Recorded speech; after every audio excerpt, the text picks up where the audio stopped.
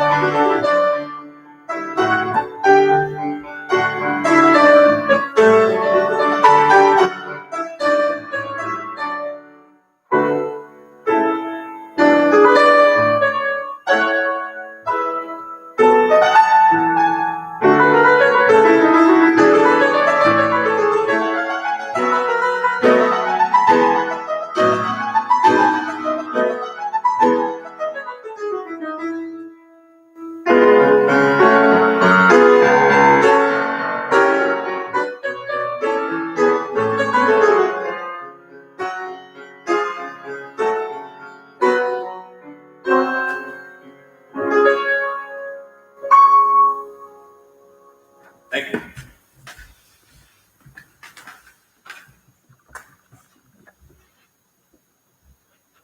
Good morning, and welcome again to our virtual Sunday service. I want to inform you today that following the service, we will hold the annual meeting of the Uxbridge Society and the annual meeting of the congregation. Those of you who are members should all have received a link everyone has received a link to get into the meeting, and those of you who are not members but are interested are welcome to join us. Those of you who are members will be able to vote. Are there anything else that we can think of? No. So hopefully you can join us, and we will do a couple of annual meetings. May we begin our time together with the words of Israel Zingwell. Come into the circle of love and justice. Come into the community of mercy, holiness, and health. Come, and you shall know peace and joy.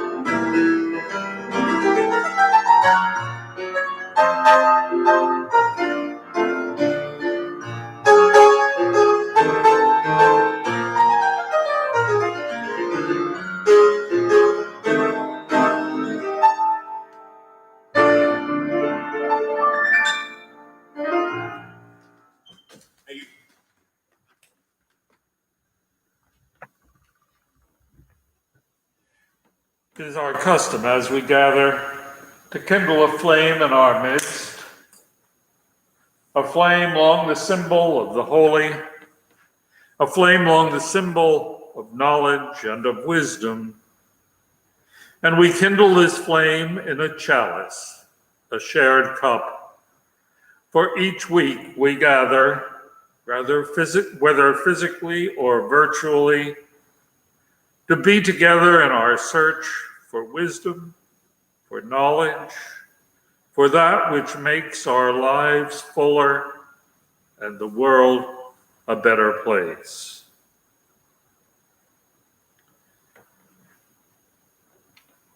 I invite those of you who know the affirmation to join in its words. Love is the spirit of this church, and service its law. This is our great covenant, to dwell together in peace, to seek the truth in love, and to help one another. Probably most of you know that we begin our time together usually by lighting candles of joys, of sorrows, milestones. I invite you now, if you have joys or sorrows you would like shared, to forward them through the chat or by email to us, and we will read them near the end of the service. The story today is a story about King Charles II, who ruled England from 1660 to 1685. He was a man who enjoyed life. He was, alas, not always kind to his people, not nearly as kind as he was to the spaniels he kept in his bedchamber, a breed that became named after him. Yet he had a serious side to his nature. He is said to have had an excellent intellect, and certainly he had his own chemical laboratory where he carried out experiments on the production of mercury. Even his brand of humor was related to his quickness of mind. One story tells us that he was a frequent attender at the meetings of the Royal Society of London for promoting natural knowledge, an organization that he helped to establish. On one of his visits, he asked the members, "Gentlemen, how is it that if you take a bowl of water and weigh it, the weight of that bowl will not increase if you put a live fish in, but if it be a dead fish, it will increase by the weight of the fish? How can this be?" The learned gentlemen were most puzzled by this. The way that they looked at each other was evident that they did not know how this could be. They started asking each other questions about weight and movement, about buoyancy of objects in water, about the makeup of fish. They took notes on the books that they could consult and of the scholars they would discuss the matter with. After some time, one of the younger members suggested that they get some fish and a bowl of water and see for themselves. There was significant opposition to this. It would be a challenge to the king. It would be questioning his word. And so it was with some reluctance that they finally agreed to test it out for themselves. It was a surprise, therefore, when the tests revealed that the weight of the bowl of water increased by the actual weight of the fish, whether the fish was alive or dead. Some of the learned men smiled, acknowledging that the king was having a little fun with us, they said. There were others, however, who thought the king was trying to teach them something.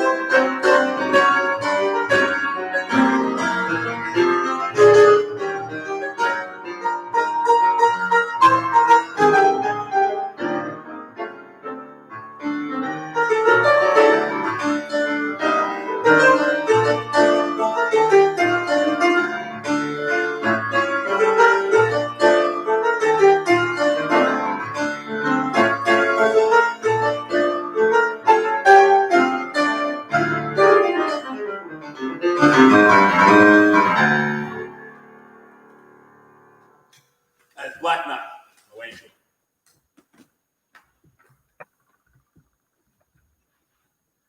May we now pause for a moment in meditation and prayer.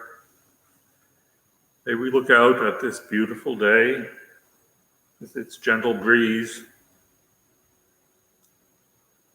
May we look out at the possibilities of a warm, lovely spring. May we think about the problems in this world. May we think of the difficulty of living lives in a way that holds respect for all others, that calls us to distance socially, to make sure that we do not spread and that we do not catch this terrible virus.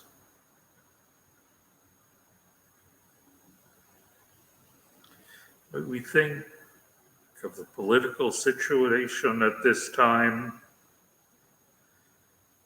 the dreadful murder which has happened. May we find time in our hearts and in our minds to review all of the troubles of the day and also all of the beauty. Amen.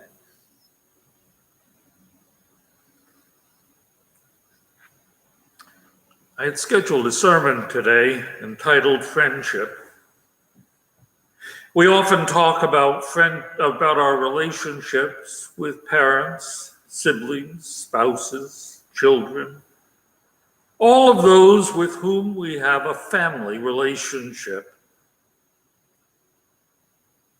But for many of us, those unrelated persons whom we have chosen as friends are equally important, if not more important in our lives than those who were given to us at our births. Those were the words which I intended to begin today's sermon with. And in fact, I guess that they are the words that I have begun it. During this pandemic, we have heard a great deal about the pain that it has brought to families. The fact that we cannot see family members when they are ill, or when they are in a facility that contains vulnerable populations. The problem that families cannot gather to celebrate birthdays, anniversaries, weddings, even funerals. But friends and our separation from them are also important. I had hoped this year, this summer, to attend what will almost certainly be the final class reunion of my high school class. It's been canceled and it almost certainly will not be rescheduled. I also had some friends that live at distance that I thought I might visit during the summer. Other friends that I haven't seen for a long time that I might try to reestablish relationships with.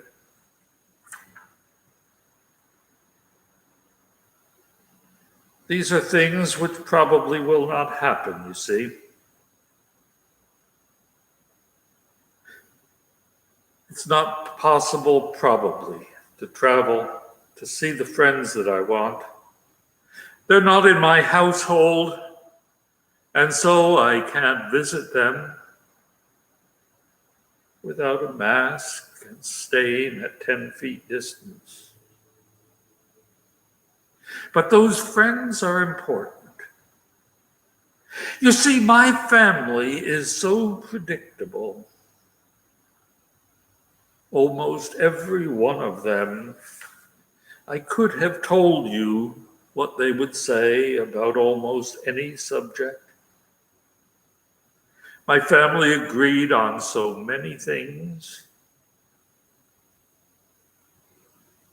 But then there are the friends.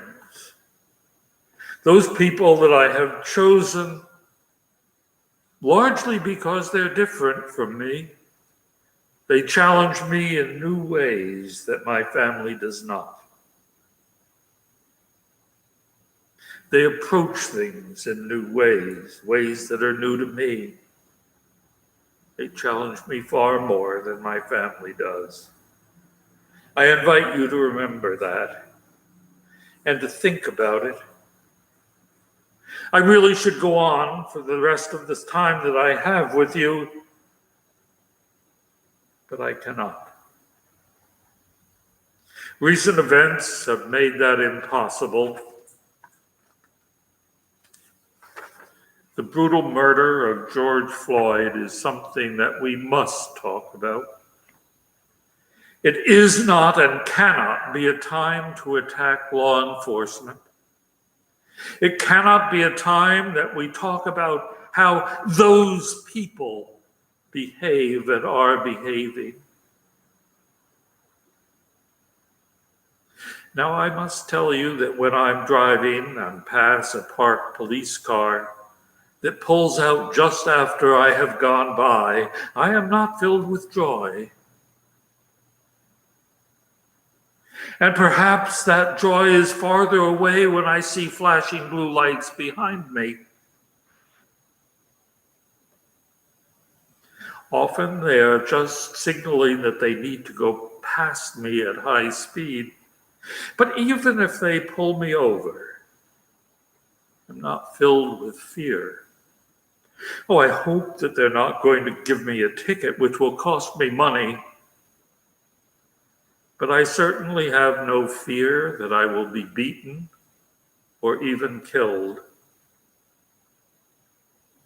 Over the years, I've worked with and considered to be my friends a number of police and sheriff deputies, and seen a lot of wonderful things. When I was working in the Somerset County Jail, I gave lectures inside the lockup on alcoholism and drugs. Those who were interested gathered in one room, while those who were not interested disappeared into the farthest corners of the jail. One day, one of the guards came through the room that I was speaking in and rather gruffly pulled one of the inmates into the kitchen with him. They were out of view of all of the other inmates, but not out of my view. I glanced in and noticed that the deputy was handing the man a new pair of underpants. He left the man in the kitchen and went out and kind of gruffly spoke to a couple of other inmates, giving the man a chance to come out later. There were a number of times that untorn pants and shirts mysteriously appeared in the jail. There were inmates who appeared in court in clothing that they had never been seen in before. Clean, good clothes. I took a number of the inmates from the jail to evening meetings that I had with other clients. And usually I had to go up to the jail and escort them down and then escort them back. But there were times that I would be meeting with a client right up until the time of that meeting. And there was one of the deputies who, whenever I mentioned it, would come back after he had left work at about 7 o'clock without being paid and escort the men down to our office and sit downstairs until the meeting was over and escort them back.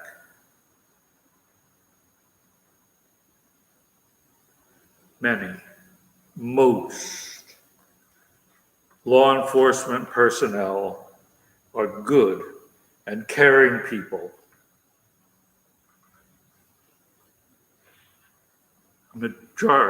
A vast majority are, but not all.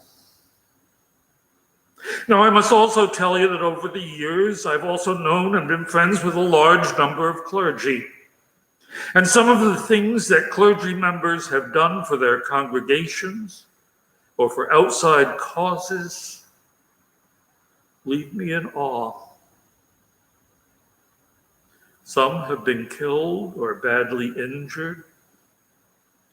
Some have lost their jobs because of their stance. But there are others who are not quite so noble. There are some who use their office to obtain sexual favors or other things that are inappropriate, particularly with minors. And then there's the minister that I met at an ongoing clergy group meeting. He came in bragging about the fact that he had just that very morning saved a woman's marriage. She had come in to talk to him, badly beaten, and wanting to talk about how she could get out of her marriage. But he had convinced her. He had told her that she had made a lifetime vow, and that it was her duty to return to her husband and find ways to make him happy. He said she had agreed to do so.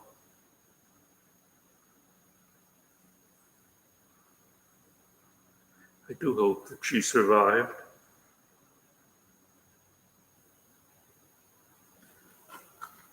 But the problem that we need to talk about today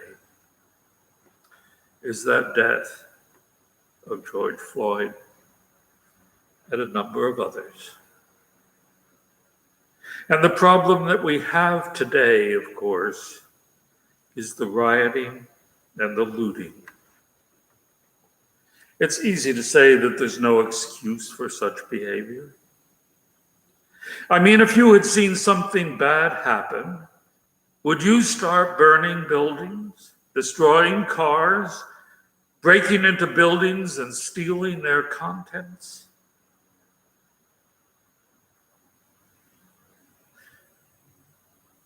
I am sure that none of us would do that. How then? Why then should we be concerned about people, those people who do things like that? It's hard to put that out of our minds, but I ask you to do so today. I ask you not to take into effect what you're thinking because of the rioting and other activity, but think for a moment on the words of the Reverend Dr. Martin Luther King. America, he said, must see that riots do not develop out of thin air. Certain conditions continue to exist in our society which must be condemned as vigorously as we condemn the riots. But in the final analysis, a riot is the language of the unheard. And what is it in America that we have failed to hear?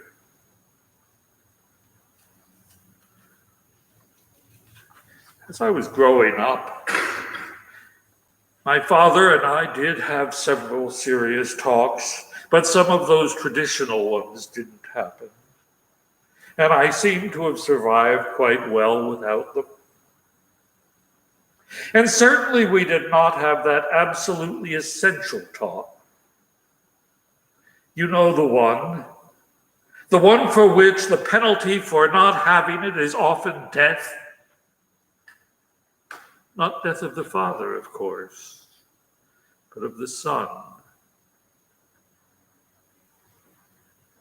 Of course, Dad didn't need to have that talk with me because I'm white. But the father of a black son cannot fail to explain how to relate to police officers. Never a smart look or a smart word, never any act that could upset them, never any act that could result in being beaten or arrested or even killed. That conversation does occur. It has to.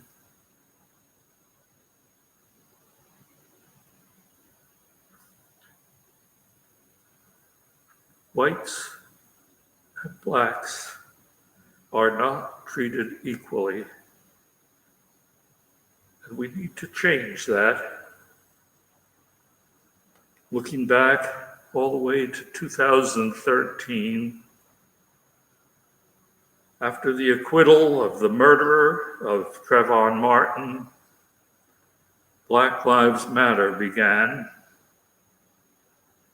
It was organized in the US, but it moved to other countries.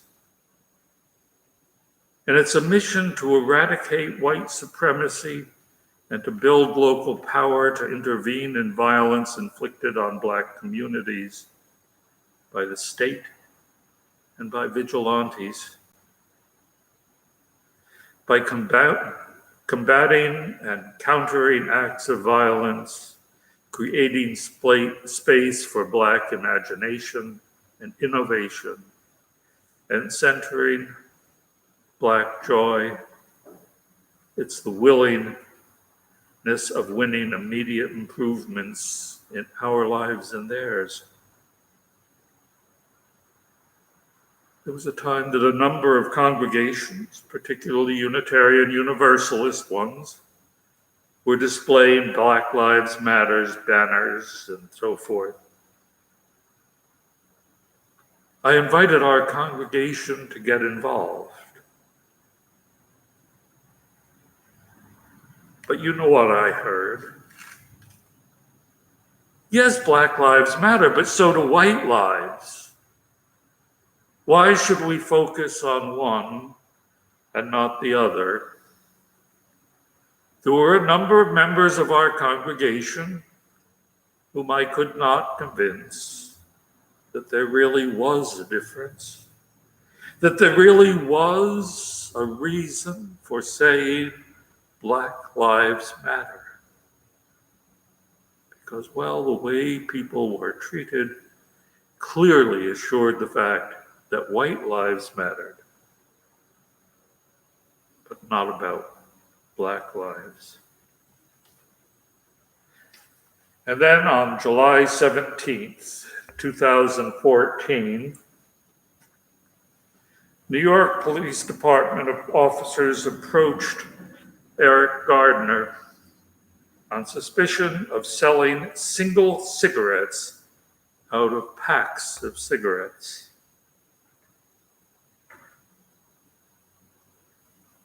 He probably was making a few dollars a pack. Eric Gardner died in New York City borough of Staten Island after Daniel Pantaleo, a New York Police Department officer, put him in a chokehold while arresting him. Video footage of the incident generated widespread national attention and raised questions about the appropriate use of force by law enforcement. He died at 3:30 p.m. on July 17th, 2014. The cause of his death was suffocation. A Staten Island grand jury decided not to indict Officer Pantaleo or any of the other officers present that day, and they did not hold them responsible for the chokehold death of Eric Garner. Those who caused his death are free to live without facing any other charges. The only life left to Eric Garner is his last words ringing in our memory and in our ears. I can't breathe. There have been a number of others. A Black child holding a fake gun shot and killed. A man running from police for a relatively minor crime shot in the back and killed. A man in his grandmother's backyard holding a cell phone, certainly not a gun, shot and killed without warning. The stories go on and on. Wealthy Black celebrities driving their own personal cars pulled over and threatened by police. Men sitting in their cars with their hands on the steering wheel, shot and killed. And in all of these cases, the officers who killed them were not even arrested and charged.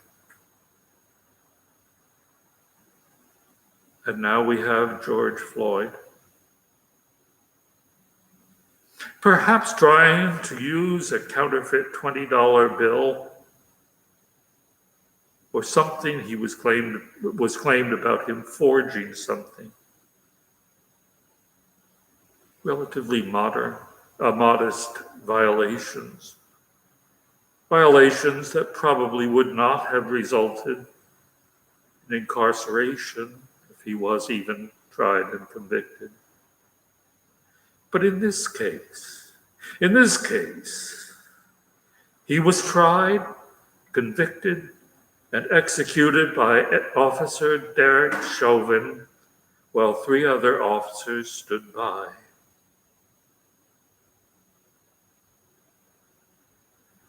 All were immediately fired.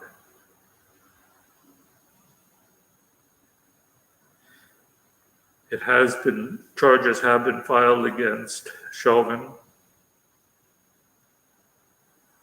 The least serious type of murder,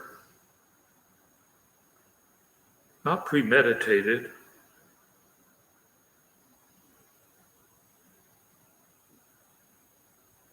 How long does it take you to make a decision? You put your hand on a hot stove, how long does it take you to take it away?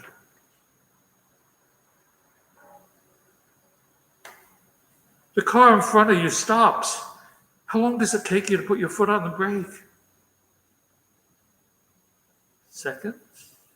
Fractions of a second?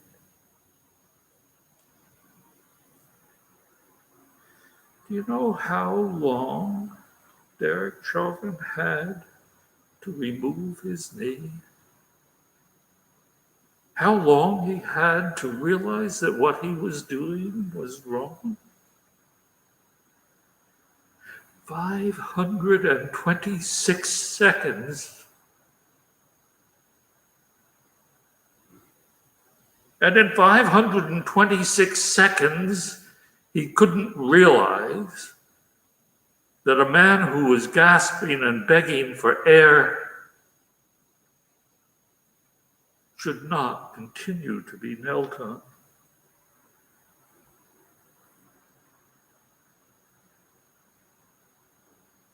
Let me tell you a little bit about this offense. If I had one of you on the ground and put my knee on your neck and held it there until you died, I would have been loaded into a police car, arrested and charged within hours. At most, it would have taken a few hours to be in a jail cell. And it's most unlikely that I would have been allowed or able to afford bail. It took 4 days to bring charges against Derek Chauvin. He is now in jail with bail set at $500,000. This is about the first time that relatively serious charges have been brought against a law enforcement officer who has done something which is intolerable, something for which any civilian would be jailed probably for life.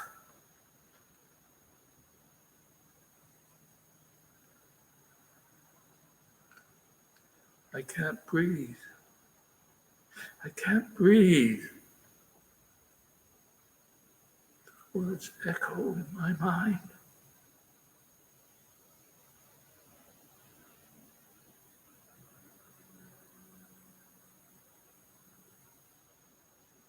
What would you do after hearing words like that come from dozens of people like you? What would you have done to have your voice heard? And if you had a history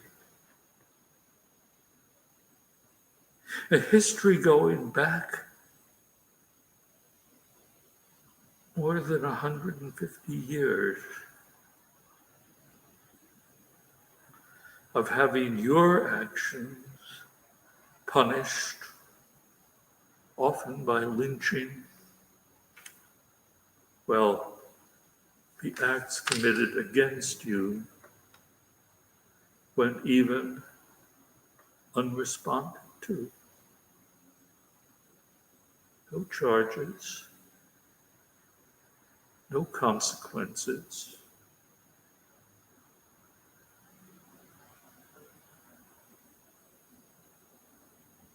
What should people do? How can one be heard when the system refuses to listen.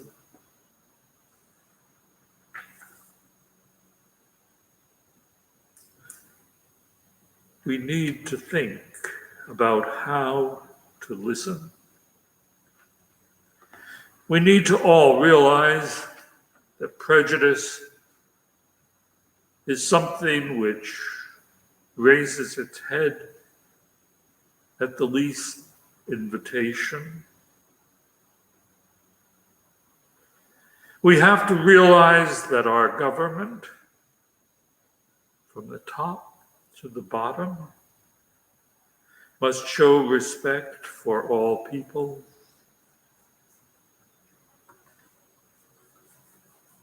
We cannot say in our government that white supremacists are as good as people who protest against hatred and violence. We can't sit in our comfortable chairs and wait for the next senseless murder and allow it to happen and go unpunished. Today is the day.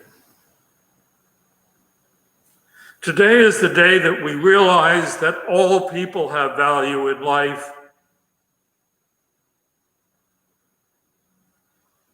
But Black lives matter. They matter because they have been devalued in so many ways, and we let it happen. Black lives matter because white people don't care enough to punish those who violate the lives of others. Black lives matter because we have failed to find a way to listen.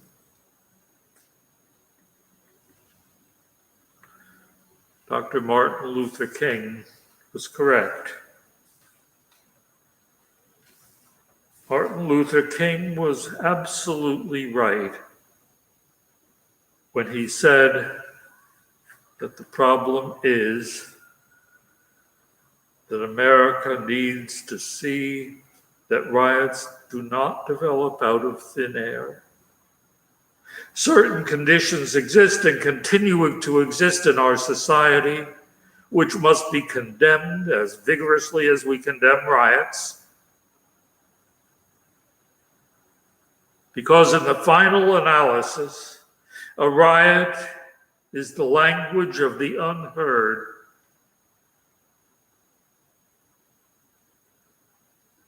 And what is it that America has failed to hear? May we open our ears. May we open our hearts. May we know that in this world we can and must make a difference. George Floyd and so many others must be heard, must be heard that they can't breathe. This country needs to make sure that everyone has air to breathe.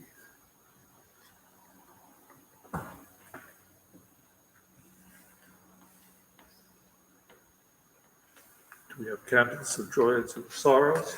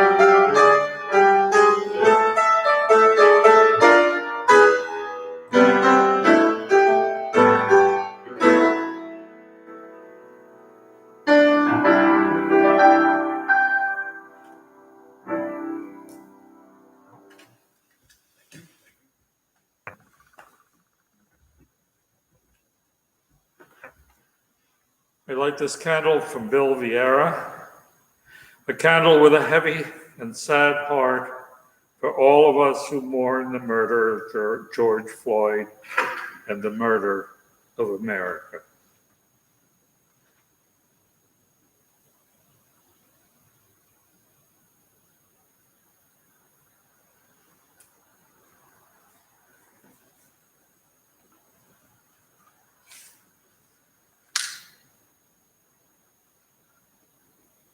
And from Chris Vieira, a candle of support for those fighting oppression and injustice.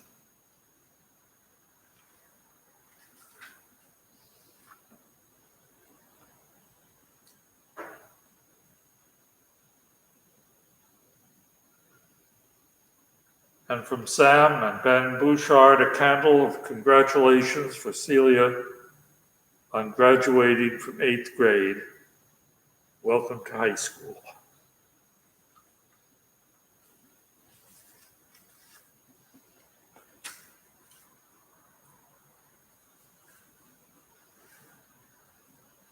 And from Leslie Kate, a candle of joy for this beautiful day and for coming together with a wonderful community.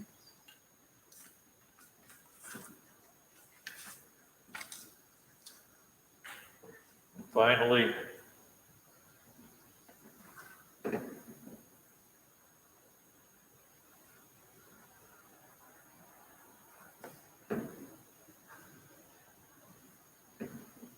candle of sorrow for George Floyd and his family from our community.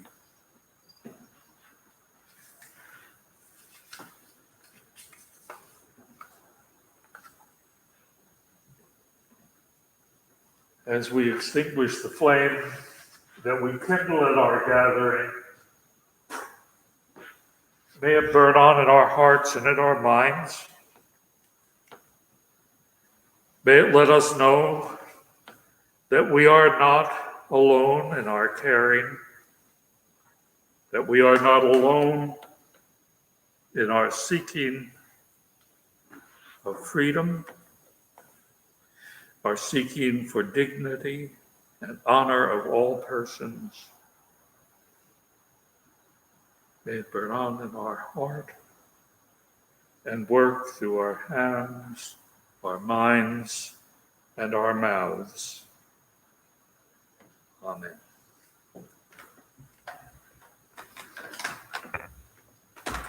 Thank you so much. I'm going to be closing off today with For in the Net, a Bill Evans transcription.